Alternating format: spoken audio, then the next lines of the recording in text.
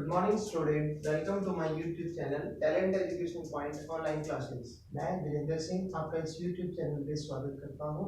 ईश्वर से प्रार्थना करता हूँ कि संसार में फैली हुई भयंकर महामारी से आप सब स्वस्थ होंगे एवं सुरक्षित होंगे। तहे दिल से आप सोशल डिस्टेंसिंग एवं लॉकडाउन का पालन कर रहे होंगे। इसी के साथ शुरुआत करते हैं आज के टॉपिक का, ग्रामर का, जो कि टेंस का है। आपको मालूम है हम टेंस की सीरीज में आगे चलते हुए पास्ट इंडेफिनिट तक आ चुके हैं। हमने पिछले पीरियड में डिस्कस किया कि जो टेंस के तीन पुत्र हैं, प्रेजेंट, पास्ट और फ्यूचर, उनमें से जो पहला प्रेजेंट है उसमें प्रेजेंट इंडेफिनिट प्रेजेंट टेंस का पहला पुत्र past, present continuous, present perfect, present perfect continuous. इस तरह से हम इन टेंस की सीरीज में आगे बढ़े और दूसरे टेंस में पहुंचे, यानी कि टेंस के दूसरे पुत्र के बारे में जानेंगे, जिसका पहला पुत्र इनडेफिनिट है, मतलब पास्ट इनडेफिनिट। तो पास्ट इनडेफिनिट को समझने के लिए, इनडेफिनिट के लिए तो ता, ते,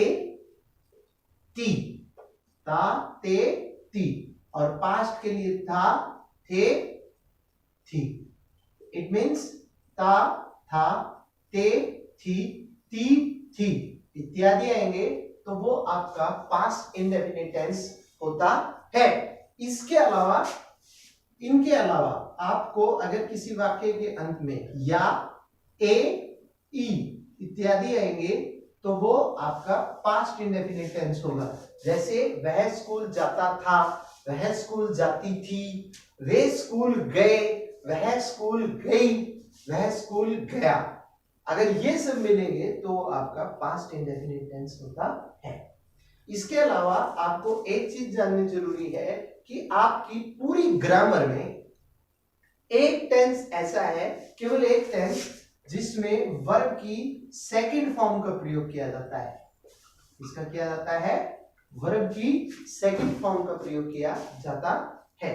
इसके अलावा जब आप वर्ब की सेकंड फॉर्म का प्रयोग किया जाता है, इसमें चाहे सिंगुलर हो प्लूरल हो, सिंगुलर प्लस प्लूरल, यानी कि ही, शी, इट, नाउन इत्यादि, सिंगुलर हो चाहे प्लूरल हो, सब के साथ आपने एक ही चीज करनी है, क्या? वर्ब की सेकंड फॉर्म का प्रयोग। लेकिन हमें इसमें एक चीज समझनी होगी कि जब हम वर्ब की सेकंड फॉर्म का प्रयोग कर रहे हैं, जब हमने वर्ब की सेकंड फॉर्म का प्रयोग करना है तो कोई दिक्कत नहीं है, सिंपल सेंटेंसेस में वर्ब की सेकंड फॉर्म का प्रयोग करना है। लेकिन अगर हमें प्रश्नवाचक एवं नकारात्मक वाक्य दिए जाते हैं, इंटेरोगेटिव या नेगेटिव सेंटेंस दिए जाते हैं, तो उसमें हम डिड का प्रयोग करेंगे। किसका करेंगे? डिड। लेकिन एक शर्त है, एक कंडीशन है कि जब आपने डिड का प्रयोग कर दिया तो अगली जो वर्ब की फॉर्म होगी वो सेकंड नहीं बल्कि वर्ब की फर्स्ट फॉर्म होगी। क्यों होगी? क्योंकि डिड जो है वर्ब की सेकंड फॉर्म है, डू वर्ब की फर्स्ट फॉर्म, डिड वर्ब की सेकंड फॉर्म और डन वर्ब की third form. It means did का अगर आप प्रयोग कर रहे हो तो आप वर्ब की सेकंड फॉर्म का प्रयोग कर रहे हैं, और वर्ब की सेकंड फॉर्म का प्रयोग किसी भी वाक्य में केवल एक बार होता है।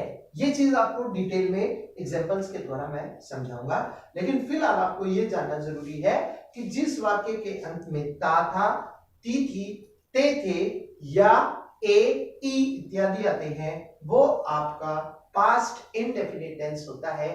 पास्ट इंडेफिनिट टेंस में वर्ब की सेकंड फॉर्म का प्रयोग किया जाता है।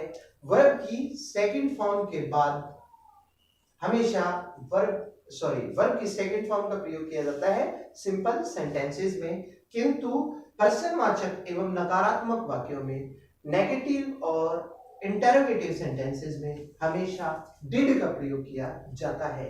और डिड का प्रयोग करने के बाद हमेशा वर्ब की फर्स्ट फॉर्म का प्रयोग किया जाता है। सिंगुलर और प्लूरल बोथ के साथ, या हर नाउन प्रोनाउन प्लूरल हो चाहे सिंगुलर हो, उसके साथ हमेशा इंटरोगेटिव और नेगेटिव में डिड का प्रयोग किया जाता है। इस चीज को हम एग्जांपल के द्वारा विस्तृत तौर पे समझते हैं।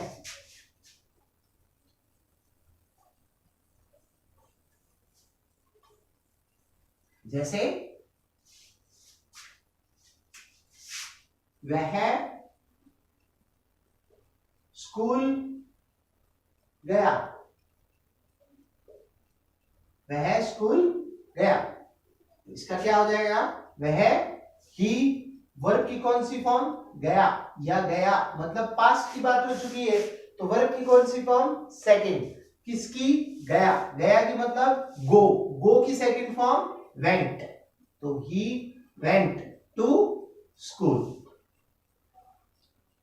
ठीक है, अगर ये आ जाता वह स्कूल नहीं गया, वह स्कूल नहीं गया, उस स्थिति में हम क्या करते, ही डिड।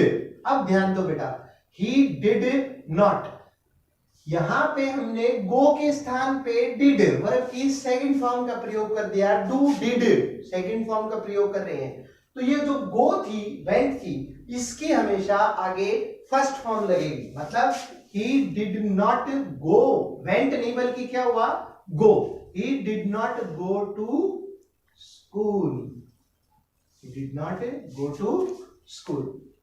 अगर ये आपका इंटरोगेटिव और नेगेटिव बोथ में आ जाए तब क्या होगा, क्या वह स्कूल नहीं गया, उस स्थिति में क्या होगा, इंटरोगेटिव और नेगेटिव में कौन सी हेल्पिंग वर्ब आएगी, डिड, डिड ही नॉट, वही बात कि डिड का प्रयोग कर दिया तो अगली वर्ब की कौन सी फॉर्म आएगी आपकी, first, did he not go to school, did he not go to school.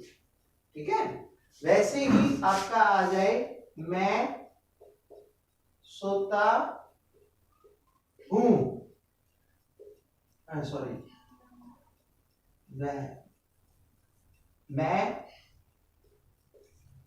सोया था, तो ये क्या हो जाएगा, आई स्लेप्ट।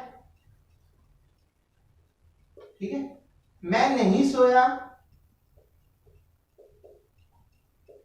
मैं नहीं सोया, उस स्थिति में क्या हुआ, ये आई डिड नॉट, अब ये डिड आ गया तो ये सेकंड नहीं बल्कि क्या लगी है आपकी, first, I did not sleep.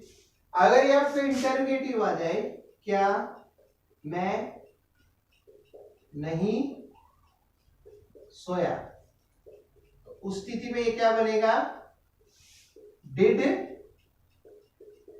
I not sleep.